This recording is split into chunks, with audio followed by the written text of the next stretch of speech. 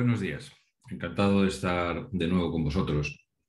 Jorge me ha pedido que haga una pequeña resumen, síntesis de una presentación de los resultados del taller de inteligencia metropolitana. No la voy a hacer muy larga porque seguramente, bueno, ya os habéis visto el documento y ya vuestros técnicos o vosotros mismos os lo habréis leído, ¿no? Y habréis tomado vuestras conclusiones. Debo decir que tenemos que tener en cuenta que ese documento es una síntesis del trabajo realizado por esas 30, 40 personas que estuvieron presentes en el Brainshow representando a las diferentes instituciones. Y yo lo que he hecho ha sido coger esa síntesis e intentar explicar cuáles son los elementos que van debajo, que articulan todas esas hojas, ¿no? y que las justifican. Evidentemente es un trabajo con el que se puede no estar de acuerdo. Se puede no estar de acuerdo porque uno puede pensar que las personas que han participado en el taller pues no eran las adecuadas, no tenían la formación adecuada, etcétera, o que yo mismo al sintetizar esos trabajos pues no he dado atención suficiente a temas que eran más importantes o que incluso temas que he tratado esto puedan haber sido mal interpretados o las conclusiones inadecuadas. Por lo tanto, vosotros como Consejo de Inteligencia Metropolitana, Instituto de Inteligencia Metropolitana que habéis constituido y que os felicito por ello, podéis tener, primero, críticas a los resultados, críticas a la manera de haber presentado los resultados y vuestras propias instituciones pueden tener enfoques diferentes porque cada institución tiene prioridades legítimas, son intereses privados, pero son absolutamente legítimos esos intereses y esas prioridades y por lo tanto no estar de acuerdo con una síntesis que se haya realizado en ese proceso de consenso y de colaboración, ¿no? Por lo tanto, ese documento es manipulable en todos los sentidos. Le podéis quitar párrafos, le podéis poner párrafos, le podéis hacer lo que entendáis que es necesario para que coincida con vuestros intereses. Ahí lo que pasa es que puede haber dos enfoques, ¿no? Uno, que cada una de esas instituciones que representáis haga su propio análisis y diga, pues esto no me interesa y lo quito, y esto no se ha dicho y lo pongo. Y entonces es un documento que cada una de esas instituciones asumirá como propio y puede aprobar o no aprobar, eso ya depende de vuestro proceso interno. Pero claro, al final podemos terminar con 16 documentos donde hay párrafos que sí, párrafos que no, etcétera, etcétera, totalmente legítimo, pero lo mejor sería poder llegar al consenso de un solo documento en el que todos os podáis ver reflejados. Lo malo de esos documentos en los que todos están reflejados, y eso es un truco muy típico de consultores, es que esos documentos al final dicen que el cielo es azul, que el tiempo es bueno, que el agua tiene que estar limpia, que el medio ambiente, los pajaritos tienen que ser felices, etc. Dice una serie de cosas con las que todos estamos de acuerdo, pero que al final son banalidades. Y no quiero hacer referencia a ningún documento específico, pero es un truco, ¿no? Dices cosas que son evidentes, todo el mundo está de acuerdo y después cuando hay que implementarla dicen, bueno, ¿y esto qué? ¿Cómo hacemos felices a los pajaritos y cómo hacemos que los vehículos no se atasquen, ¿no? Entonces, hay que mojarse. Y en este documento nos hemos mojado. Y por eso, porque nos hemos mojado, porque hemos dicho las cosas que hay que hacer, es por la que se pueden producir desacuerdos. Porque que el cielo es azul y que las nubes son muy bonitas, todo el mundo está de acuerdo. Pero cuando uno dice hay que hacer esto con prioridad, esto otro, etcétera, etcétera, es cuando se producen desacuerdos. Por lo tanto, los desacuerdos que podáis tener, las divergencias que podéis tener, son el mérito de un documento que dice lo que hay que hacer y no que hace salvas al aire y deseos de buena voluntad, ¿no? Y que después no se aplican. Yo he recibido muchas llamadas de diferentes metrópolis que después de esos documentos bienséants, ¿no? de buena voluntad me dicen, bueno, yo estoy y ahora ¿qué hacemos, ¿no? Este documento que tenéis entre las manos, si alguno os ha molestado, si algunos tenéis tal, es justamente porque dice lo que hay que hacer. Bueno, dicho esto, y abiertos a que manipuléis ese documento y que le quitéis, le pongáis, hagáis el documento con el que vosotros os encontréis reflejados, y a mí eso me parece estupendo. Voy a intentar en un corto espacio resumir lo que está en ese documento, pero como digo, si lo que yo vaya a resumir ahora, si no se ha leído el documento y no se han leído también los anejos, que es el trabajo de esos 8 equipos, verdaderamente es una pena. Por lo tanto, inicio esa corta presentación para que tengamos un elemento, que tengáis un elemento de debate, puesto que no puedo estar con vosotros hoy, pero sí me ha pedido Jorge que haga esta presentación. Comparto la presentación. Bien. Bueno, esta es la imagen síntesis que nos hizo Diego Rosticucci, uh, que requeriría mucho completarla, pero cuando deseéis desarrollar esos proyectos, con los equipos técnicos podremos sentarnos a ver el porqué de cada cosa y cómo todos esos proyectos, aquí reflejados de una manera abstracta, se engarzan y se articulan con los otros proyectos. Y eso es lo que hace el desarrollo de una metrópolis. Las metrópolis desarrolladas son aquellas que han sabido generar sinergias entre los proyectos, entre los grandes proyectos, con una visión de conjunto en la que prácticamente todo el mundo está de acuerdo. No hace falta que esté todo el mundo de acuerdo.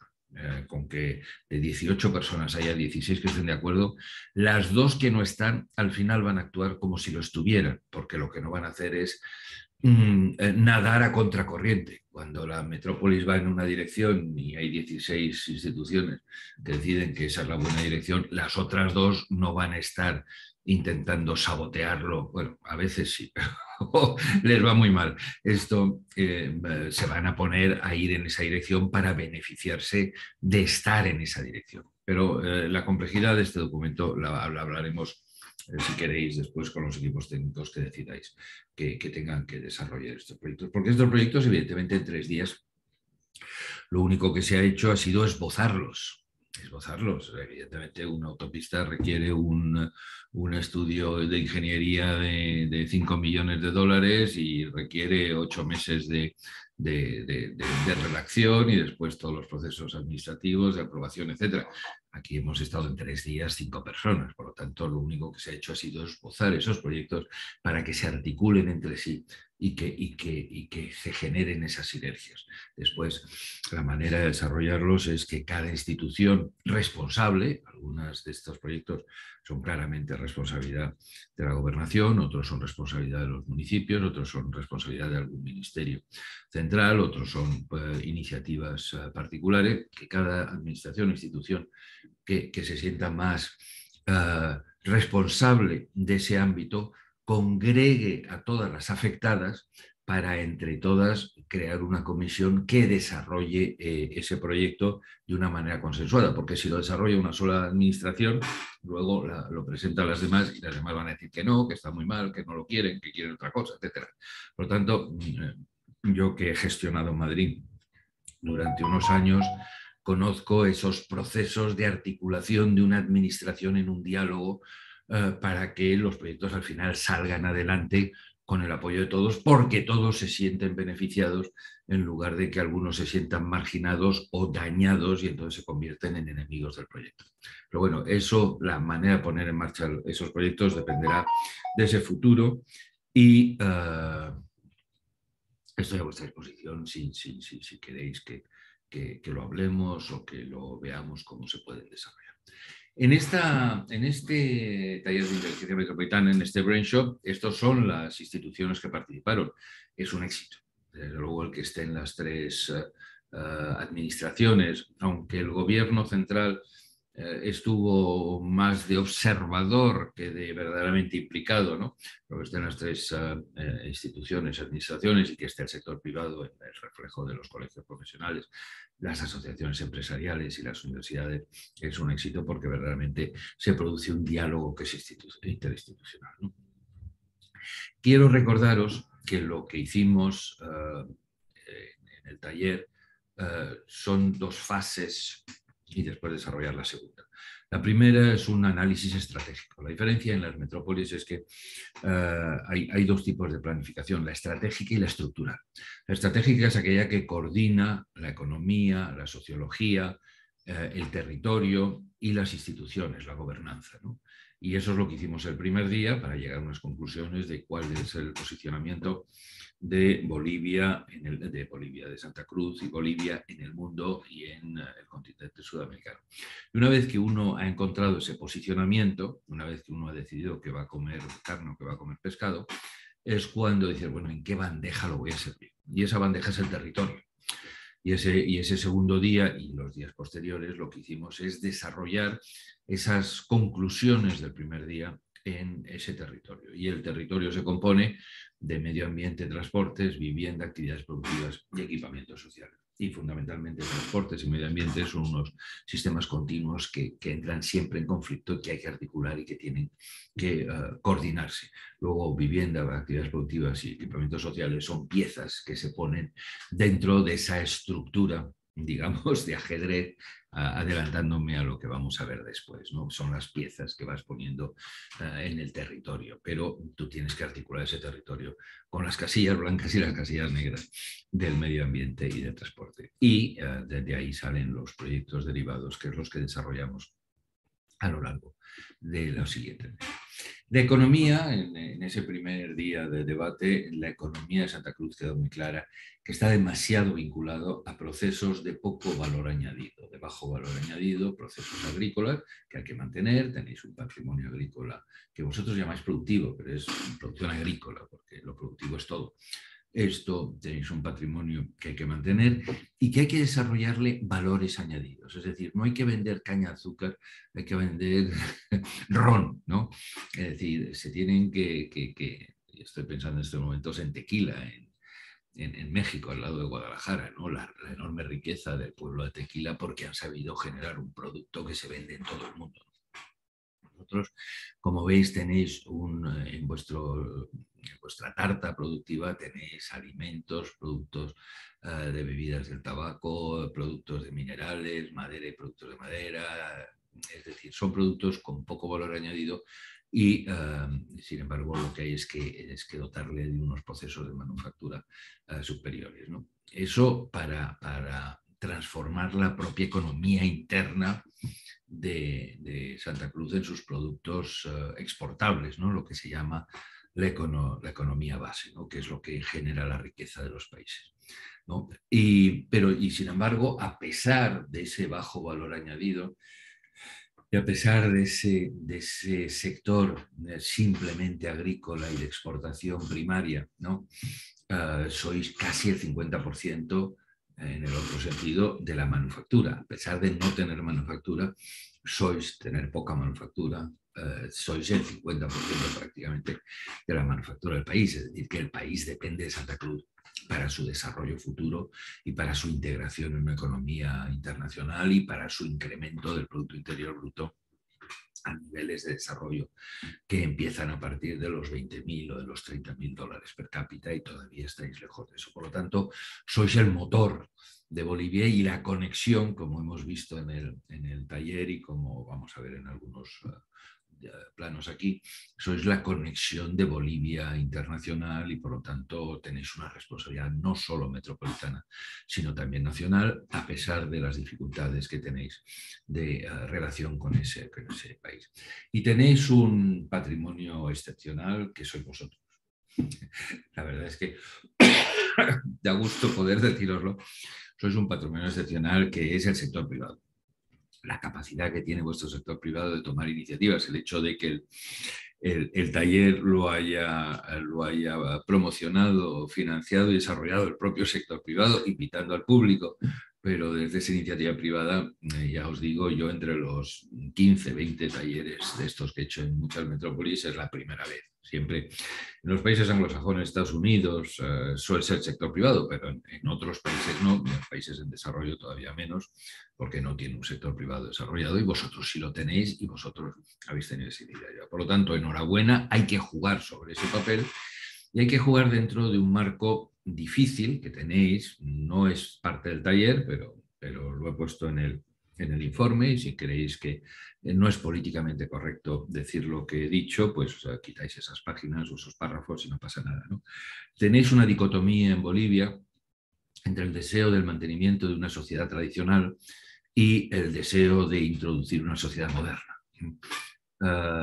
Son esas dos banderas, ¿no? El sistema de las etnias, de proteger toda esa cultura, es absolutamente necesario y verdad, pero eso evita e impide, de cierta manera, un Estado moderno, productivo, competitivo, internacional. Entonces, tampoco los estados, que es ya la bandera boliviana, tienen una vigencia desde hace mucho tiempo. Todas las banderas del mundo suelen tener 3 colores en vertical o en horizontal. ¿Y eso por qué? Porque copian la bandera francesa, que fue la primera bandera que se hizo después de la Revolución Francesa con el concepto de Estado. Anteriormente no eran conceptos de Estado, eran conceptos de monarquías, y la bandera era la bandera del rey. La bandera de los Borbones, o blanca con el escudo de los Borbones, de Salzburgo con el águila de 2 cabezas, etc.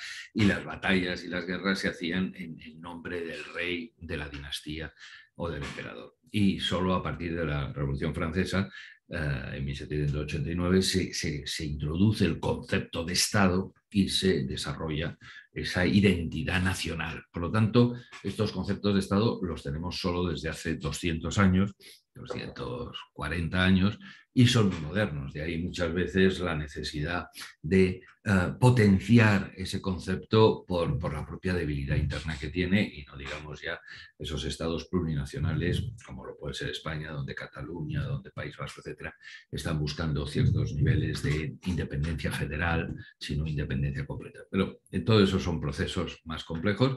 Vosotros tenéis ahí esa articulación difícil entre un Estado tradicional, una situación social tradicional con los valores culturales y de las etnias, y la necesidad de un Estado moderno.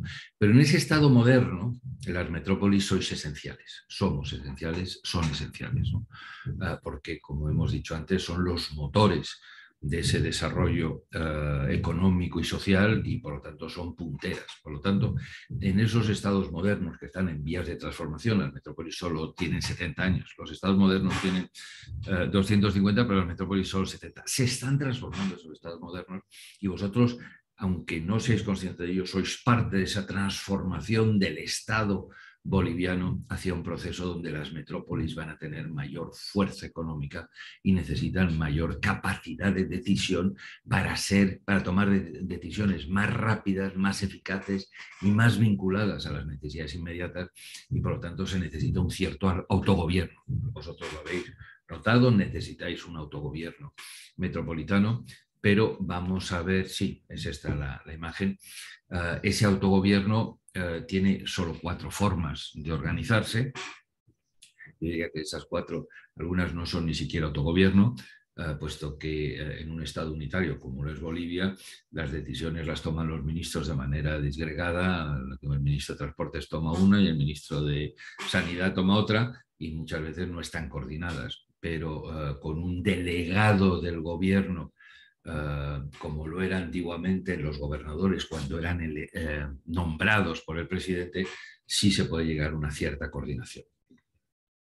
Pero claro, eso es cuando se depende del Estado central. Cuando se tiene una cierta autonomía, como ya la tenéis vosotros, puesto que el gobernador es elegido democráticamente por los ciudadanos y los alcaldes también, ahí ya hay varias fórmulas de gobierno, y las estáis intentando todas. Estáis intentando el sistema confederal, que es que los alcaldes se reúnen alrededor de una mesa y toman decisiones. Estáis también con el intento de un sistema, digamos, de tipo federal, donde la gobernación reúne a las instituciones para llegar a acuerdos de carácter unitario.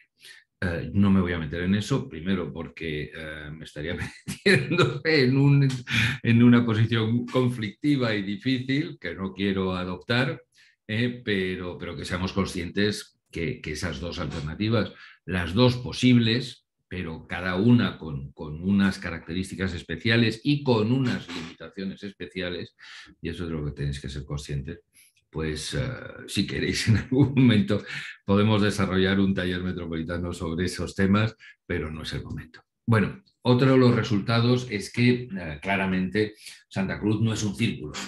Era un círculo cuando era simplemente la ciudad de Santa Cruz y simplemente pues el pequeño entorno alrededor del centro histórico, que el centro histórico tampoco fue un círculo. Fue una retícula que ha funcionado muy bien en todo el mundo. Todas las ciudades latinoamericanas funcionan muy bien y la retícula es de tiempo de los griegos y Podamos de Mileto se ha utilizado para el sistema urbano. Pero después tenéis el proyecto ese de los diferentes anulares, que es un proyecto de pequeña escala que solo sirve pues, para una pequeña ciudad. Al momento que te amplías y el territorio interviene en la estructuración de esa metrópolis, esos círculos no sirven. ¿Por qué? Porque el territorio no se conforma a base de círculos, el territorio se conforma a base de líneas. Una sierra o una de montañas es una línea, tiene una línea, un río es una línea, un valle suele ser una línea, a no ser que sea muy extenso y que sea ilimitado, pero vosotros en Santa Cruz tenéis las líneas del río y las líneas de la estructura topográfica clarísimas y de hecho ya Santa Cruz se ha desarrollado siguiendo esas líneas. No ha hecho falta que viniera nadie para deciros dónde poner los municipios, porque los municipios se han puesto de manera natural siguiendo esa línea. Y por eso desde Montero a Santa Cruz y a La Guardia, pues tenéis aquí el eje norte-sur de Santa Cruz, que es el eje esencial que ya se ha desarrollado y que lo que hay que hacer es comprenderlo y no hacer algo en contra de ese proceso natural y meter ahí esos círculos hasta el número 234, pues es ir en contra de lo que es Santa Cruz estructuralmente por naturaleza. Y aquí lo vemos,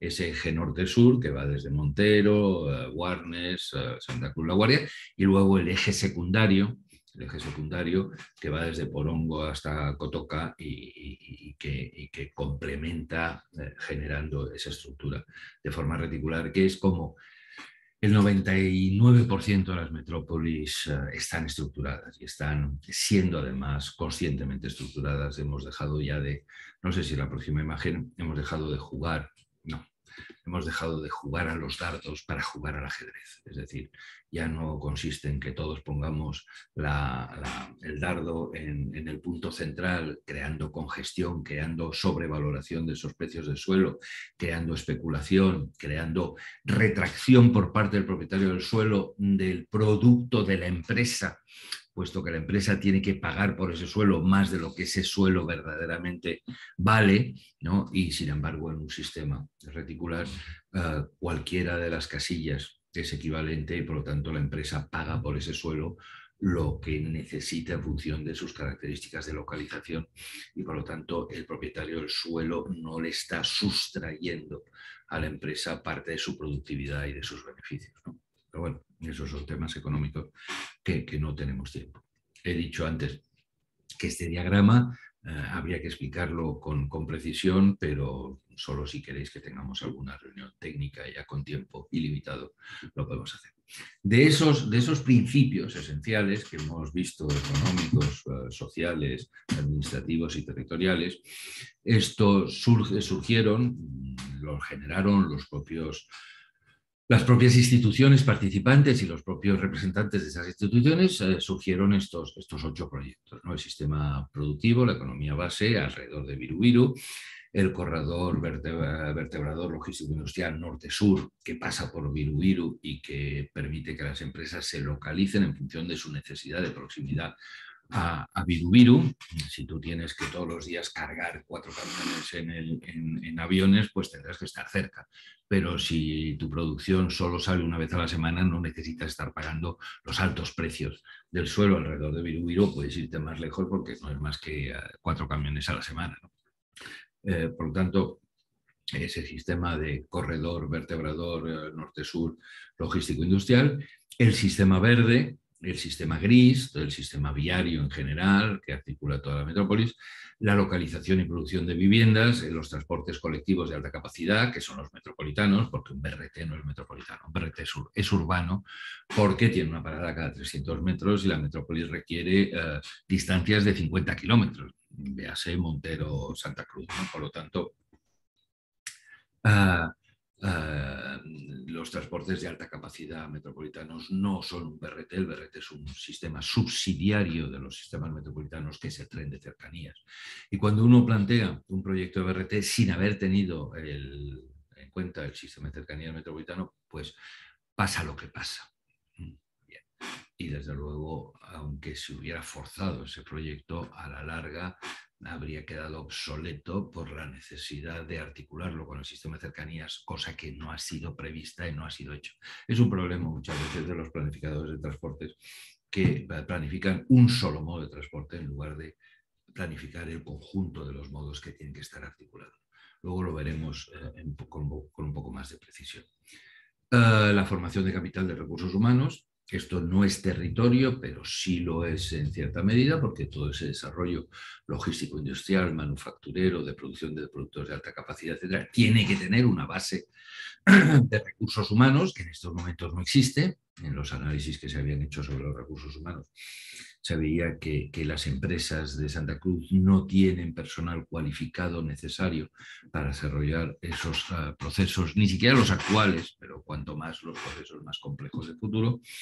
Y por lo tanto hace falta esa formación de recursos humanos para integrarlos en los procesos productivos. Y luego el centro histórico, que es un recurrente que hemos tratado, que como hemos dicho en alguna ocasión, el centro histórico es el rey de la partida de ajedrez, y si el rey muere, la partida se acabó, has perdido, ¿no? El rey es el que te da la identidad, el concepto de metrópolis, pero tiene unos tratamientos de otro nivel específicos, económicos, sociales y de diseño urbano, que tiene un efecto metropolitano, pero que no tienen esa dimensión metropolitana, y lo vamos a tratar posteriormente. El primero de los proyectos era la necesidad de una economía base, de una economía de exportación, y hemos dicho ya en ocasiones que la maldición de Bolivia de no tener acceso al mar y por lo tanto no tener acceso a los tráficos internacionales globales de mercancías marítimas, pues ahora se convierte en una bendición, porque la mercancía marítima, que tiene poco valor por mucho peso, está siendo sustituida cada vez más por la mercancía aérea, que tiene mucho valor y poco peso, y por eso vuela en avión, ¿no? Entonces, Bolivia y especialmente Santa Cruz, al estar en el centro del continente sudamericano, lo que era la maldición de no tener acceso al mar se convierte en una bendición de localización estratégica en el centro. Y por lo tanto, Bolivia Santa Cruz tiene todas las posibilidades de convertirse en un hub continental, ¿no? Y podría dar muchos ejemplos, pero basta con que dé el ejemplo de Madrid, donde decidimos hace 20 años, en el plan estratégico que tuve el honor y el gusto de dirigir, decidimos que Madrid tenía que ser una plataforma intercontinental entre Europa y Latinoamérica, cosa que se ha ido convirtiendo y todavía tiene mayor potencia de convertirse. Y el aeropuerto, que entonces tenía 9 millones de pasajeros, ahora tiene 61, justo antes del COVID, y ahora se está recuperando 61, y tenemos previsto un aeropuerto para 150 millones de pasajeros, porque Madrid no puede perder ese posicionamiento global de ciudad puente entre dos continentes, entre dos culturas, ¿no? Entonces, Viru Viru, Santa Cruz tiene ese enorme potencial que tenéis que desarrollar. Habéis hecho una extrapolación de pasajeros, que en el 2025 serían 7,4 y en el 2050 46,2, pero los datos que yo he leído dicen que en este momento solo estáis aprovechando el 17% del potencial del aeropuerto. Estáis pidiendo que se amplíe, pero sí, muy bien, que se amplíe, porque para hacer frente a 46 millones de pasajeros hace falta ampliarlo. Y un aeropuerto, cualquier proyecto aeroportuario, se tarda más de 15 años en desarrollarlo una vez que se ha aprobado. Es decir, cuando se aprueba hace falta 15 años. Pero la primera función es que ese 17% que estáis aprovechando lo aprovechéis por lo menos al 80%. ¿Y por qué no se está aprovechando adecuadamente Viru Viru? Pues porque no hay las actividades necesarias para ese aprovechamiento.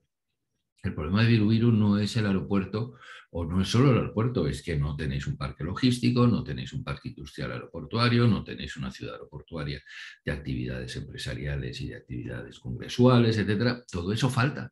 Entonces, bueno, pues muy bien, podéis multiplicar por 3 Viru Viru, y en lugar del 17% de aprovechamiento va a pasar a ser el 5%, ¿no? Pero lo que hay que hacer es pasar ese 17% al 80% con todas esas actividades. El equipo desarrolló una serie de propuestas que no tenemos tiempo para meternos, pero que están en los anejos y que os invitamos a cotejar, a leer uno por uno para ver cómo desarrollar esos proyectos. El corredor logístico industrial es donde se localizan las nuevas industrias, las nuevas industrias manufactureras de nueva tecnología. Uno de los ponentes dijo que en estos momentos pasan por Santa Cruz 600.000 camiones y que en el futuro van a pasar 1.000.000 de camiones. Todos esos camiones no deben pasar por Santa Cruz. Todos esos camiones deben ir por autopistas y deben entrar en los parques industriales y salir de los parques industriales sin dañar la estructura urbana, no solo las calles y su asfaltado, sino la peligrosidad, el conflicto de tráfico, la congestión, etcétera, etcétera. En los países desarrollados, las metrópolis desarrolladas, todos esos camiones no pueden entrar en la ciudad más que cuando es ya rotura de carga, camiones más pequeños, porque están dando acceso a las mercancías, al consumo en la ciudad. Pero todo lo que son mercancías pesadas que entran, salen internacionalmente, no tienen por qué entrar en la ciudad y se producen a lo largo de las autopistas, ¿no? Autopistas que no son desdoblamiento de autovías, es decir, lo que tenéis entre Montero y Santa Cruz no es una autopista, es simplemente un desdoblamiento lleno de contaminación a ambos lados, de restaurantes, de industrias, de comercios, de cualquier cosa que van entrando y saliendo y van impidiendo un tráfico fluido. Una autopista tiene que permitirte ponerte a 120 por hora y no tener que frenar ni que acelerar en ningún momento. Por lo tanto, 120 por hora te permiten esas grandes distancias necesarias de tipo internacional. Esto las industrias se ponen a lo largo y en vuestro caso hemos dicho el gran corredor, el gran eje vertebrador de la economía de Santa Cruz es ese eje norte-sur, que como en estos momentos la carretera a Montero está colapsada y no permite esas fluideces y esos tráficos, y sobre todo que se van a aumentar radicalmente, como hemos visto, de 600.000 a 1.000.000, hay que hacer un sistema de logístico e industrial paralelo que dé acceso a todo ese sistema de producción moderno y de futuro de posicionamiento internacional de Santa Cruz. Por lo tanto, es ese eje norte-sur que tiene que estar al este de la actual carretera y donde ya ha habido algún intento, pero hay que ser muy consciente de cuál es el trazado que tiene que tener y proteger esos suelos, porque en el momento que la expansión, esta metastásica enfermiza que estáis teniendo en Santa Cruz, de tipo de vivienda progresiva, de parcelaciones que después no se desarrollan, porque son inversiones que después no cuajan, pero que han contaminado el territorio, si no tenéis esa protección, después es mucho más difícil, mucho más conflictos sociales el intentar introducir una infraestructura. Por lo tanto, hay que ya hacer esa reserva, saber por dónde tiene que ir y hacer esa reserva en espera de poder producir esa autopista. Os diré que cuando la economía es vibrante, esa autopista se paga simplemente con el incremento de valor del suelo de las zonas industriales y logísticas que se han desarrollado.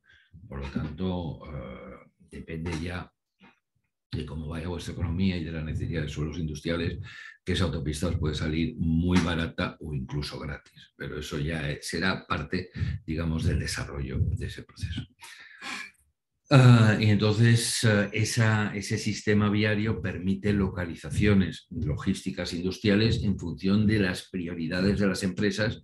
Si su exportación es fundamentalmente a Brasil o Argentina, pues estarán en las salidas a Brasil y Argentina. Si la industria es de transformación de azúcar en ron, pues estará cerca de los campos de producción de azúcar. Es decir, esa multiplicidad de posibilidades de localización dentro de un sistema estructurado, no caótico, porque entonces ya no hay posibilidad de hacer las infraestructuras que son necesarias para dar acceso a cada una de esas industrias que cada uno ha puesto donde le ha dado la gana, ¿no?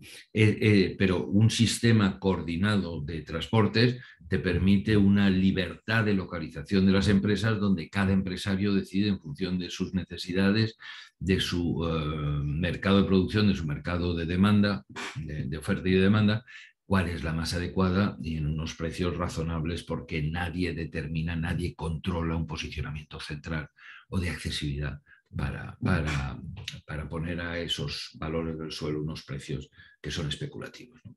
Todo esto son los procesos. El sistema verde. El sistema verde de Santa Cruz, primero está muy claro, es muy fuerte, hay que desarrollarlo. Intelectualmente sois todos muy conscientes de la necesidad de protección de esos ríos, de la necesidad de un parque lineal que los proteja, etcétera, etcétera. Lo que todavía no se ha alcanzado es la segunda dimensión. El sistema verde no es una línea, el sistema verde es una trama, porque esa trama es la que permite que la biodiversidad, la fauna y la flora pueda tener una fluidez entre todos esos sistemas y no esté encerrada en un sistema propio sin poder interrelacionarse con los demás sistemas. Por lo tanto, no es una línea el sistema verde, sino una trama.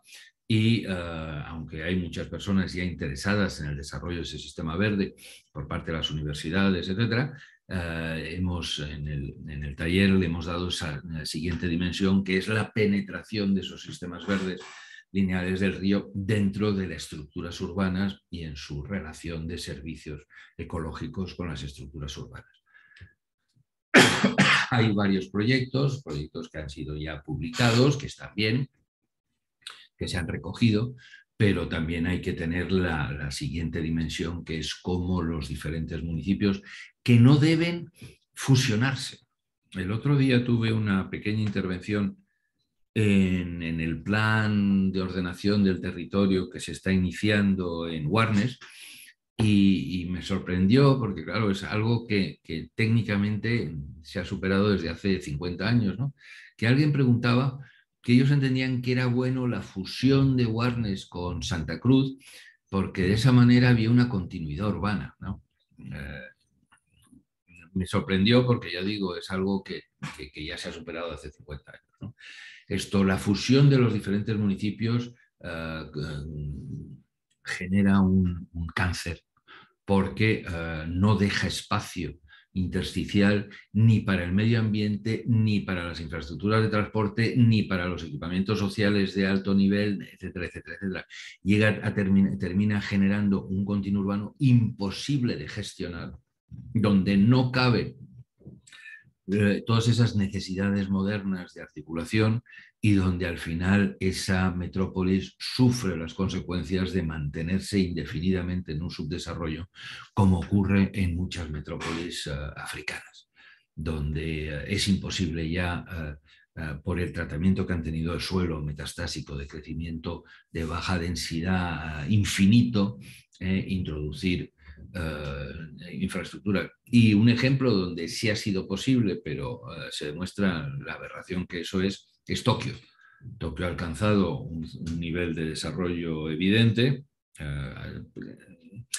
en crisis desde hace 30 años, pero no vamos a entrar en ese tema. Pero como habían consumido todo el suelo a nivel de planta primera, las infraestructuras de Tokio tienen que ir por encima de los tejados. Tú cuando vas conduciendo en Tokio o cuando vas en un tren de cercanías de Tokio o en el metro de Tokio, te encuentras con puentes que van por encima de los tejados y vas mirando hacia abajo los tejados porque no han dejado suelo a nivel de suelo para poner no solo esas infraestructuras, sino para poner todos los otros equipamientos necesarios, ¿no? Ahí lo han superado a base de dinero, pero a base de ineficacia, y eso es parte también de la crisis que Japón tiene desde hace 30 años y que probablemente no vayan a poder superar en el futuro, pero eso es ya otro tema. Entonces, como decía antes, las estructuras urbanas metropolitanas desde tiempo de Hipódamos de Mileto se han desarrollado de manera cuadriculada porque el territorio solo hay dos maneras de crear tramas territoriales, que es el triángulo o el cuadrado. El hexágono es parte del triángulo, ¿no?, del sistema triangular, y las otras figuras no pueden generar esa articulación territorial, ¿no? Ni el pentágono, ni el octógono, etcétera, etcétera, son otras cosas. Por lo tanto, entre el triángulo y el rectángulo, siempre el ser humano ha desarrollado el rectángulo, y lo tenemos en 3.500 años de civilización, y no solo la civilización occidental, a la que todos pertenecemos, sino también las civilizaciones,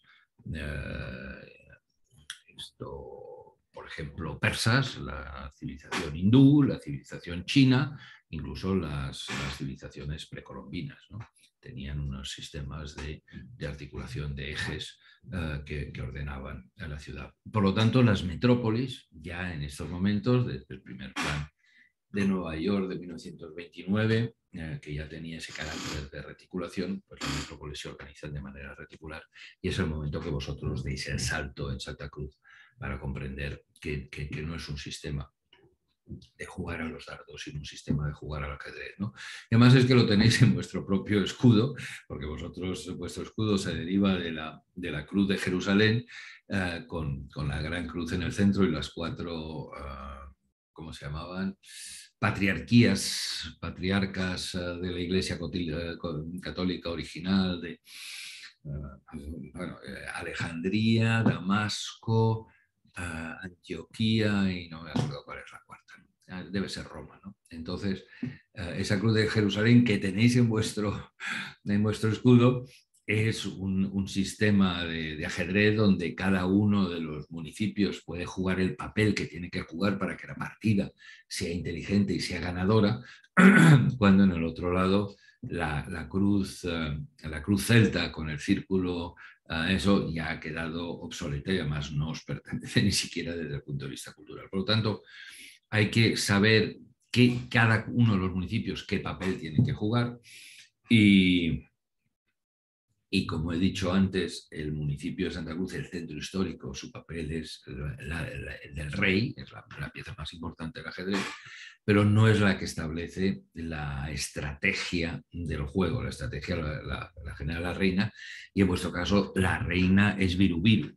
Es decir, la reina es el aeropuerto de Viru-Viru y las cosas que pongáis alrededor de ese aeropuerto para potenciar vuestro posicionamiento internacional. Y es esa reina de Viru-Viru la que os va a localizar dentro de un continente sudamericano en una posición prioritaria y de convertir otras de las metrópolis que en estos momentos son dominantes en subsidiarias de vuestras propias necesidades, ¿no? Por lo tanto, veis esta estructura donde hemos diferenciado, es diagramática, evidentemente. No quiere decir que esto se tiene que hacer así, sino que es el concepto, ¿no? Donde lo que sí tenéis que tener claro es que las autopistas no deben pasar por las ciudades, deben pasar periféricas a las ciudades. Por lo tanto, ahí las líneas rojas, como veis, no pasan ni por Santa Cruz, ni por Warner, ni por Montero, ni por Porongo, ni por nada. Pasan por la periferia, porque una autopista, si pasa por la ciudad, está rompiendo la calidad del medio ambiente urbano y por lo tanto tiene que pasar por fuera. El tráfico se tiene que sacar de las ciudades, porque lo hemos calculado, creo, ¿no? Vais a tener en el futuro 4 veces más de vehículos de los que tenéis en estos momentos. Imaginaros el caos que sería para Santa Cruz que esos vehículos estén dentro de la ciudad, tienen que salir fuera. Y las autopistas tienen que estar fuera de las ciudades para evitar. Solo se accede a la ciudad para el acceso final, pero no para atravesar la ciudad con un tráfico pesado. Y sin embargo, las líneas en amarillo sí son ya las de acceso directo entre núcleos urbanos. Esto es un plano para poder trabajarlo después con el equipo técnico que defináis. Veis que a la izquierda está la actual red de carreteras. De eso sale un diagrama donde se ve que es incompleto, que tiene una insuficiente racionalidad ese diagrama, y lo que se puede hacer es completar ese diagrama para que no genere la congestión, no requiera la dependencia unitaria de una sola vía, porque si en esa vía, la Warner Montero, de pronto hay un accidente de camión y se colapsa la vía, se ha colapsado toda la economía de Santa Cruz y toda la economía de Bolivia.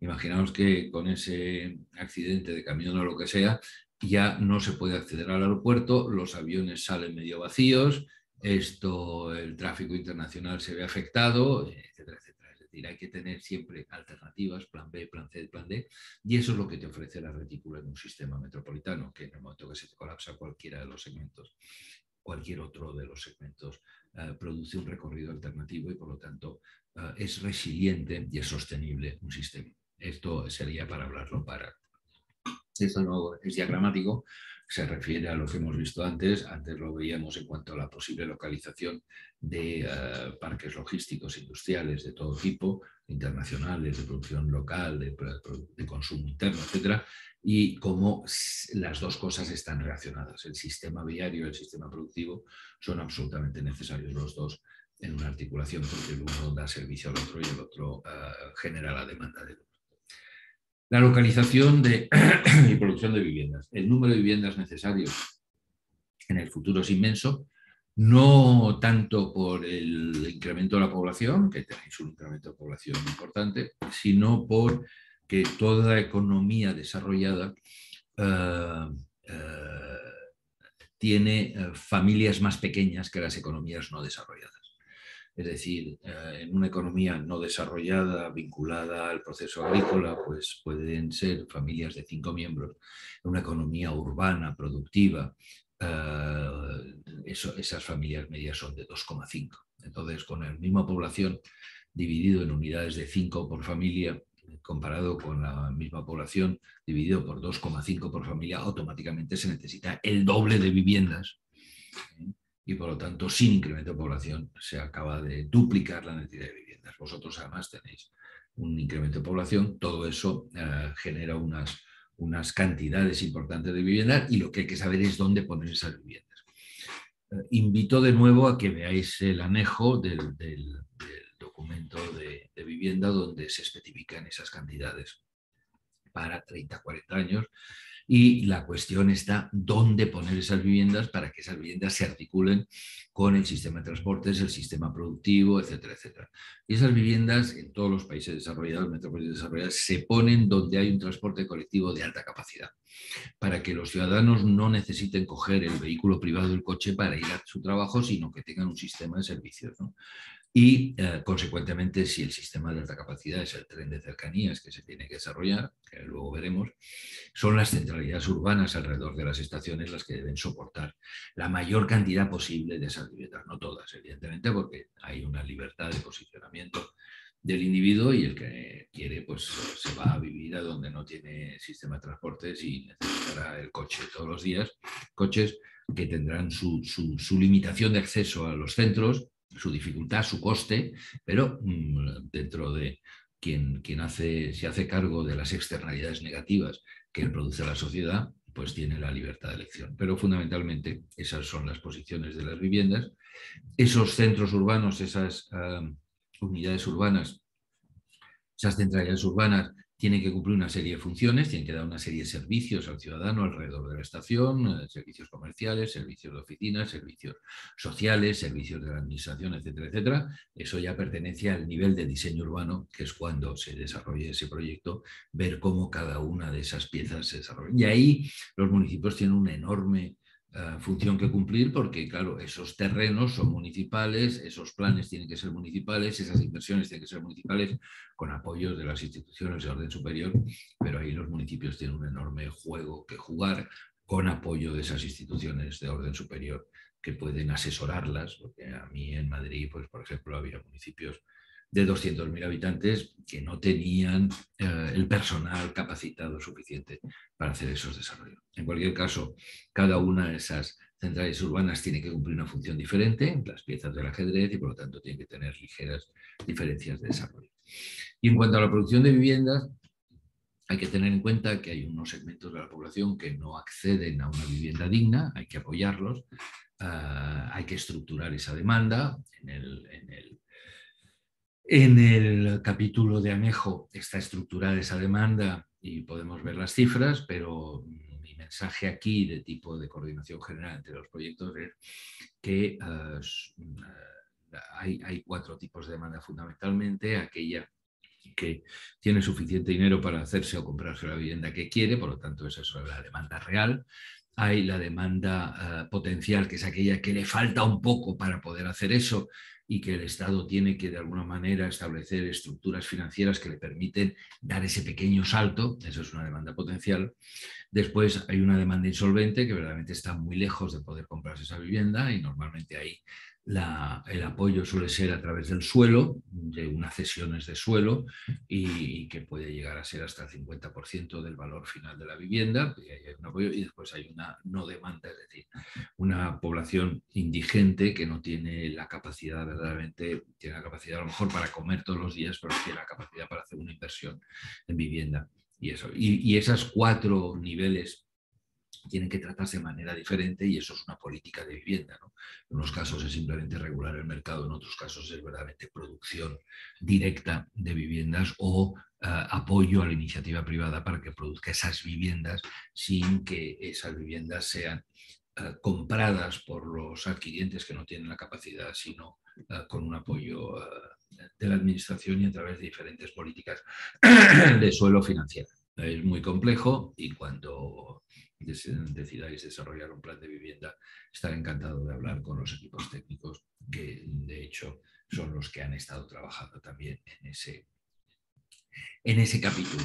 Veis aquí lo que acabo de comentar en cuanto a la estructuración de las viviendas, y veis más abajo las cifras que salen, las cifras muy importantes de viviendas y de suelo que hay que generar en los próximos 30 años, porque si no, pues vais a seguir con este proceso metastásico y olvidaros de que Santa Cruz sea una metrópolis global. Perteneceréis a un sistema secundario, terciario, donde otras metrópolis latinoamericanas serán las dominantes, y vosotras tendréis simplemente que dar esos servicios complementarios a esas metrópolis, que serán las que económicamente y os dejarán hacer aquello que ellas no quieren hacer, es decir, aquello que no produce un valor añadido y que se deriva a zonas marginales de la ciudad o a zonas marginales del mundo en una estructuración económica mundial, que es el coste y el beneficio de la globalización. Los transportes de colectivos de alta capacidad, esas cercanías, como hemos dicho, tenéis aquí claramente en cuanto al volumen de tráfico ese eje norte-sur que he comentado desde el principio, pero aquí lo tenéis demostrado estadísticamente. Y aquí tenéis cómo se tienen que articular los dos sistemas, el BRT y el plan de cercanías. No se puede hacer un plan de BRT sin tener en cuenta que el BRT es subsidiario del sistema de cercanías, y por lo tanto, si uno hace un plan de BRT que se muere en sí mismo, llegará un momento que ese BRT y esas inversiones sean obsoletas y habrá que revisarlas. Por lo tanto, hay que hacerlas, sí, pero con esa visión de cómo se va a articular con el sistema de cercanías. En rojo el sistema de cercanías, en amarillo el BRT, o incluso un tranvía, los LRTs, que en realidad son tranvías. Esto son compatibles o alternativas al BRT. Y aquí tenéis el ejemplo de cómo todos estos modos de transporte se articulan entre sí. Uno no puede diseñar un modo aislado de todos los demás, porque el avión tiene que dar servicio a un sistema de ferrocarriles, el ferrocarril da servicio a un sistema de metros, el sistema de metros da servicio a un sistema de BRTs, el sistema de BRTs da servicio a un sistema de autobuses y de tranvías, y un sistema de autobuses y tranvías da servicio a un sistema de aparcamientos alternativos de bicicletas o peatones, hasta llegar desde cualquier punto a cualquier punto de la metrópolis en 1 hora y cuarto como mucho, ¿no? Esas, las metrópolis del mundo que funcionan, uno llega a su puesto de trabajo en 30 o 40 minutos. Santa Cruz, como es pequeña, todavía estáis en esos márgenes, pero en el momento que metáis 4 veces más de vehículos en las calles de Santa Cruz, desde luego estaríais fuera de esos márgenes de 30 o 40 minutos, y consecuentemente hay que prever que eso se va a producir para generar el sistema para que esos efectos negativos no se produzcan y sigáis siendo competitivos de manera internacional. A lo largo de ese sistema de tren se produce una serie de centrallas urbanas. Aquí hay una serie de números. No son solo las cabeceras de los municipios.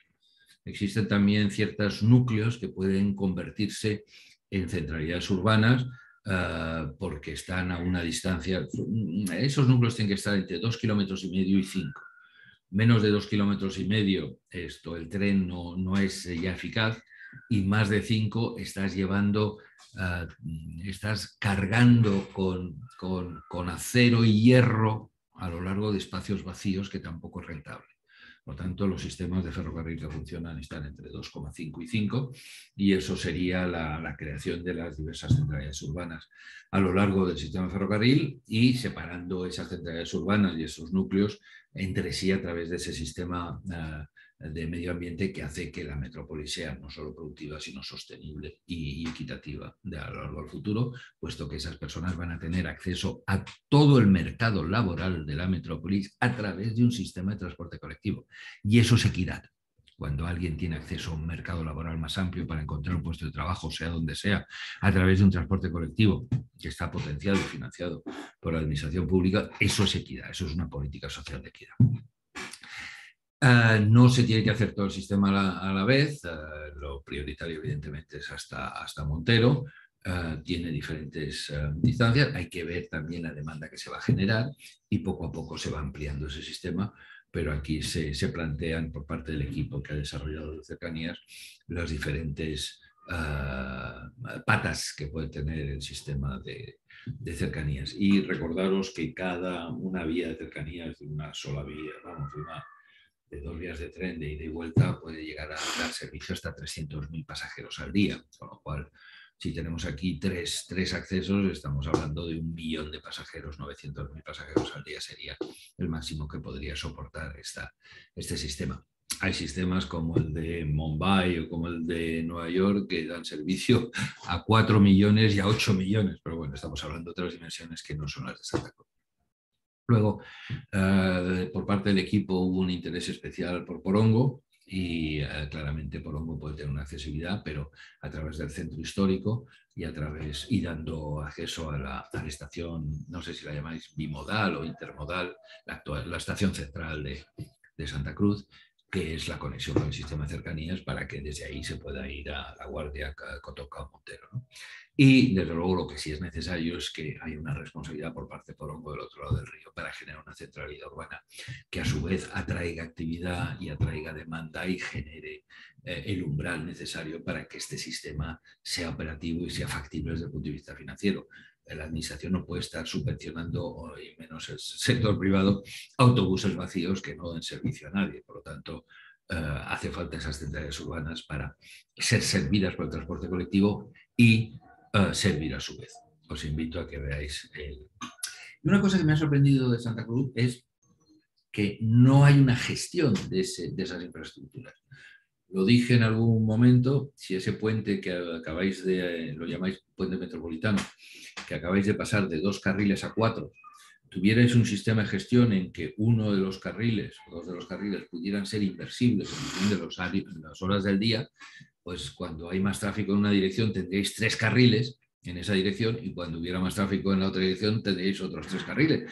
Con lo cual, si tenéis 3 carriles en una dirección y 3 carriles en el otro, tenéis un puente de 6 carriles en lugar de 4. Es decir, que simplemente con una gestión básica de esa infraestructura es como si hubierais hecho una inversión del doble de la que habéis hecho, multiplicar por 100% esa inversión hecha. Yo no he visto ese debate en Santa Cruz, y os invito, lo he comentado en algunas ocasiones, os invito que lo tengáis en cuenta para mejorar la rentabilidad y las inversiones que estáis haciendo.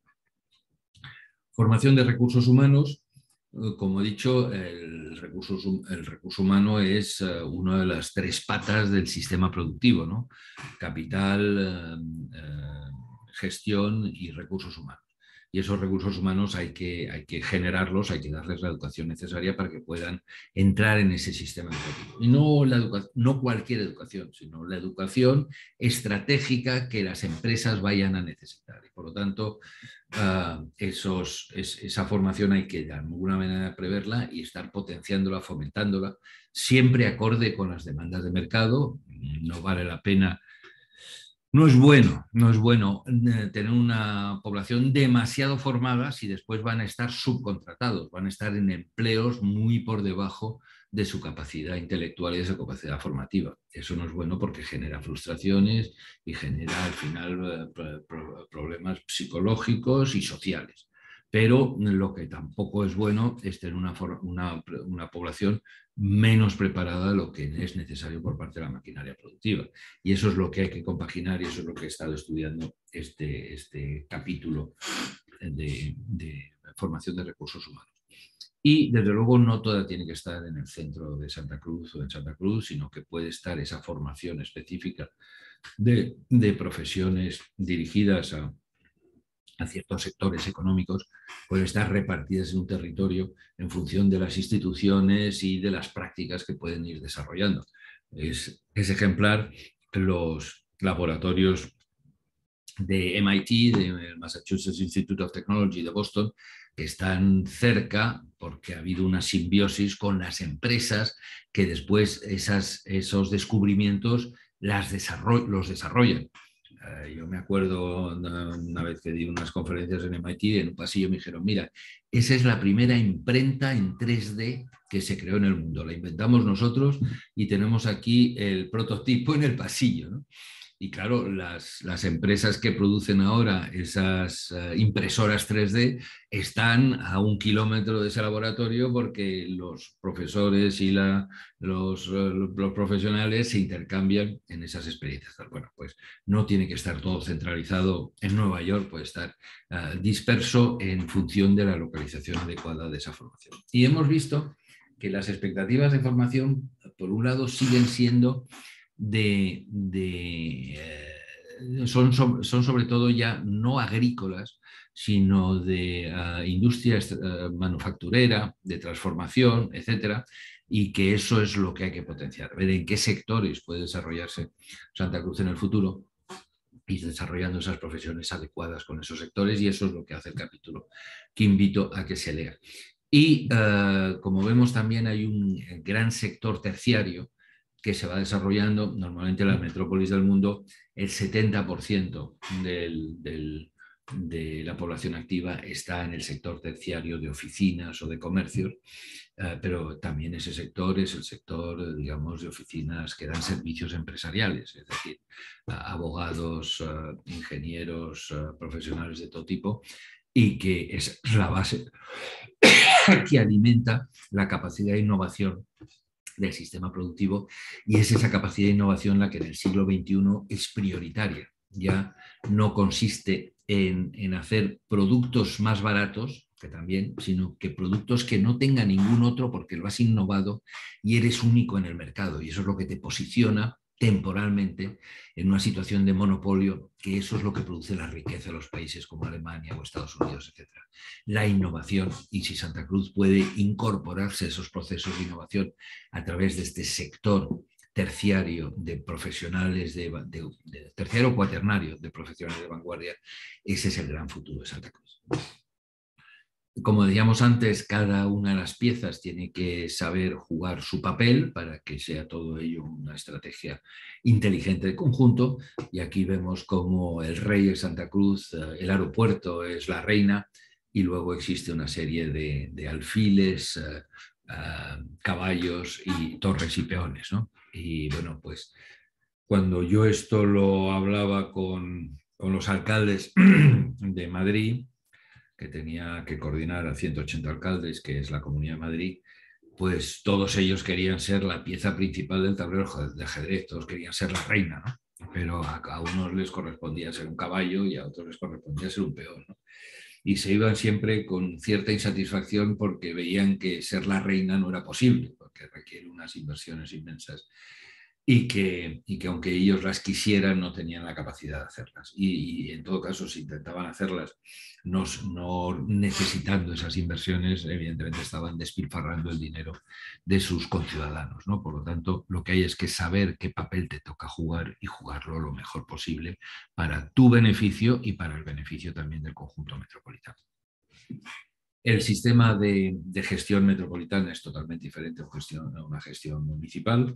En el municipio existe un alcalde, unos concejales, unos jefes de departamento, servicios, etcétera, hay una estructura jerárquica muy bien establecida, y sin embargo en un sistema metropolitano es un sistema matricial donde todas aquellas instituciones que tienen responsabilidades tienen que trabajar entre sí de dos en dos, llegando a acuerdos, y esos acuerdos lo más abiertos posibles para que terceras instituciones afectadas por esas decisiones puedan saber qué es lo que tienen que tomar, ¿no? Y eso a nivel metropolitano es más complejo.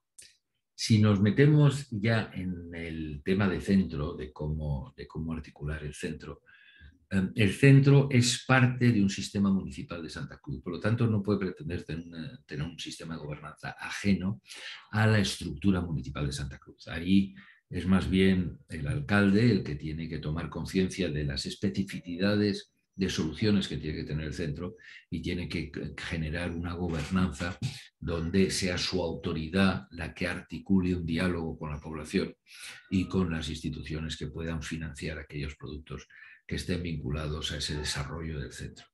Invito de nuevo a ver el capítulo de centro.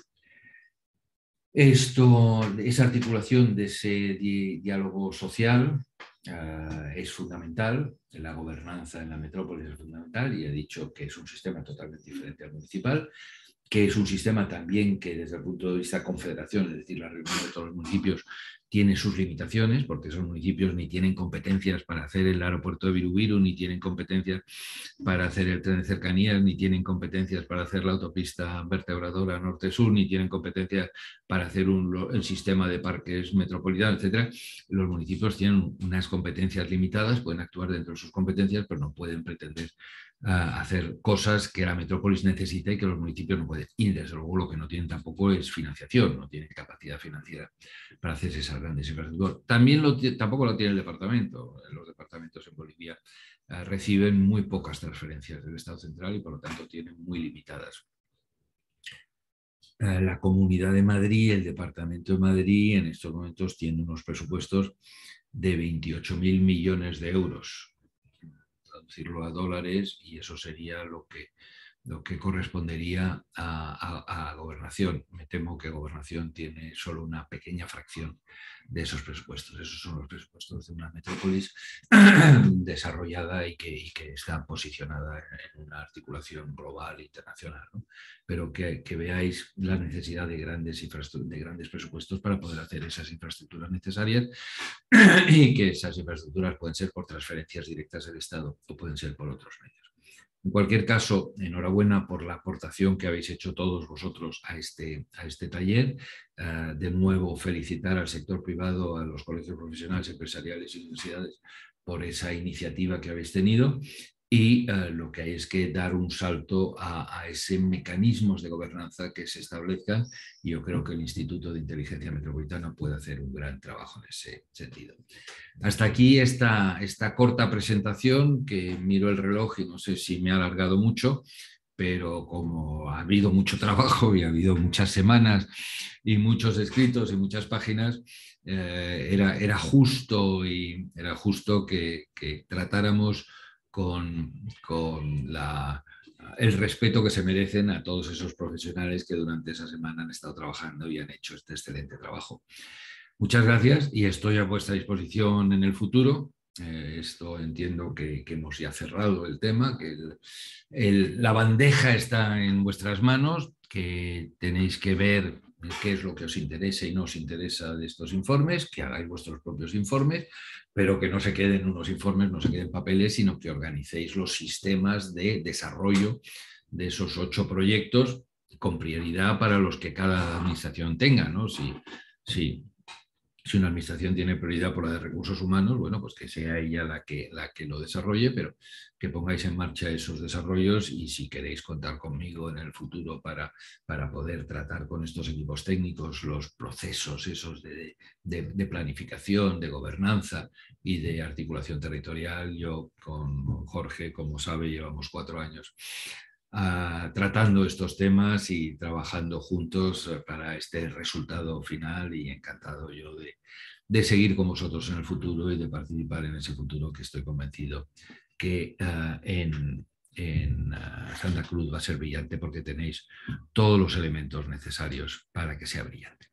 Y sin más, un abrazo, muchísimas gracias por haber podido trabajar con vosotros y hacer este apasionante trabajo, y espero que, a pesar de ciertos desacuerdos que son naturales y necesarios, esto os haya parecido un trabajo digno de permitir dar un salto cualitativo a Santa Cruz. Muchísimas gracias.